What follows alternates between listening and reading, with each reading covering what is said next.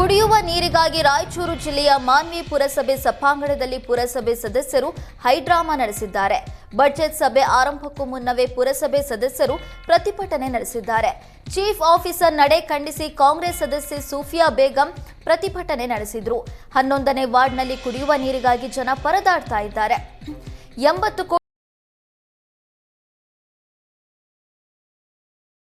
ಬಗೆಹರಿದಿಲ್ಲ. ಪಟ್ಟಣದಲ್ಲಿ 7 ದಿನಕ್ಕೊಮ್ಮೆ ನೀರು ಬರ್ತಾ ಇದೆ. ಈ ಬಗ್ಗೆ ಎಷ್ಟೇ ಬಾರಿ ಗಮನಕ್ಕೆ ತಂದರೂ ಚೀಫ್ ಆಫೀಸರ್ ಕ್ರಮ ಕೈಗೊಂಡಿಲ್ಲ ಅಂತ ಆಕ್ರೋಶ ಹೊರಹಾಕಿದ್ರು. ಶಾಲೆಗೆ 100% ಫಲಿತಾಂಶಕ್ಕಾಗಿ ಇಬ್ಬರು ಎಸ್ಎಲ್ಸಿ ವಿದ್ಯಾರ್ಥಿನಿಯರಿಗೆ ಪರೀಕ್ಷೆ ಬರೆಯೋದಕ್ಕೆ ನಿರಾಕರಿಸಿದ ಆರೋಪ ಕೇಳಿಬಂದಿದೆ.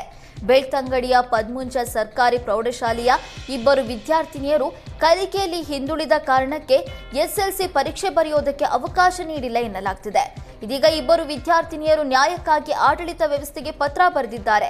ಕ್ಷೇತ್ರ ಶಿಕ್ಷಣಾಧಿಕಾರಿ, ಡಿಡಿಪಿಐ, ಮಕ್ಕಳ ಹಕ್ಕುಗಳ ರಕ್ಷಣಾ ಆಯೋಗ ಹಾಗೂ ರಾಜ್ಯ ಎಸ್ಟಿಎಂಸಿ ಸಮನ್ವಯ ಕೇಂದ್ರ ವೇದಿಕೆಗೆ ಪತ್ರ ಬರೆದಿದ್ದಾರೆ.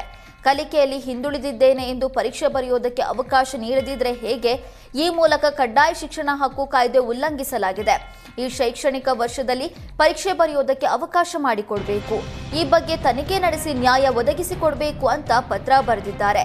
ವಿದ್ಯಾರ್ಥಿಗಳು ಪತ್ರ ಬರೆದ ಹಿನ್ನೆಲೆ ಶಾಲೆಗೆ ಕ್ಷೇತ್ರ ಶಿಕ್ಷಣಾಧಿಕಾರಿ ತಾರಕೇಸರಿ ಭೇಟಿ ನೀಡಿ ಸಮಸ್ಯೆ ಬಗೆಹರಿಸುವ ಭರವಸೆ ನೀಡಿದ್ದಾರೆ.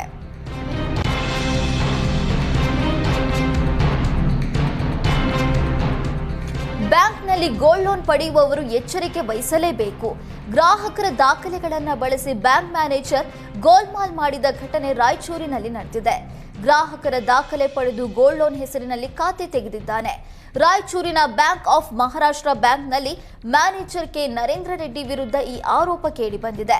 ಬ್ಯಾಂಕ್ ಆಫ್ ಮಹಾರಾಷ್ಟ್ರದ ಮ್ಯಾನೇಜರ್ ಸುಮಾರು 10,97 ಲಕ್ಷ ರೂಪಾಯಿ ಅಕ್ರಮ ಎಸಗಿದ್ದಾರಂತೆ. ಚಿನ್ನ ಅಡಮಾನ ಹೆಸರಿನಲ್ಲಿ ಖಾತೆ ಓಪನ್ ಮಾಡಿ ಗೋಲ್ಮಾಲ್ ಮಾಡಿದ್ದಾನೆ. 105 ನಕಲಿ ಖಾತೆ ಓಪನ್ ಮಾಡಿದ್ದು ಬೆಳಕಿಗೆ ಬಂದಿದ್ದು ಕಳ್ಳಾಟ ಬಯಲಾಗ್ತಾ ಇದ್ದಂತೆ ಕೆ ನರೇಂದ್ರ ರೆಡ್ಡಿ ಎಸ್ಕೇಪ್ ಆಗಿದ್ದಾನೆ.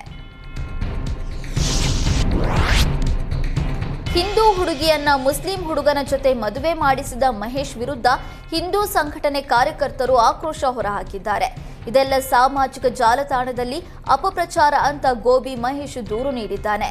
ಬಜರಂಗ ದಳದ ಜಿಲ್ಲಾ ಸಂಚಾಲಕ ಶ್ಯಾಮ್ ವಿ ಗೌಡ ಸಾಗರ್ ಎಂಬುವರ ವಿರುದ್ಧ ಮಹೇಶ್ ದೂರು ನೀಡಿದ್ದಾನೆ.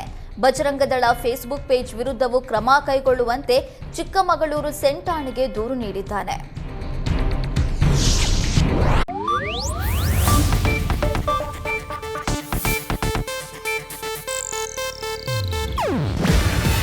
ಇದು ಏಷ್ಯಾನೆಟ್ ನ್ಯೂಸ್ ನೆಟ್ವರ್ಕ್ ಪ್ರಸ್ತುತಿ. ನೀವು ನೋಡ್ತಿದ್ದೀರಾ ಏಷ್ಯಾನೆಟ್ ಸುವರ್ಣ ನ್ಯೂಸ್.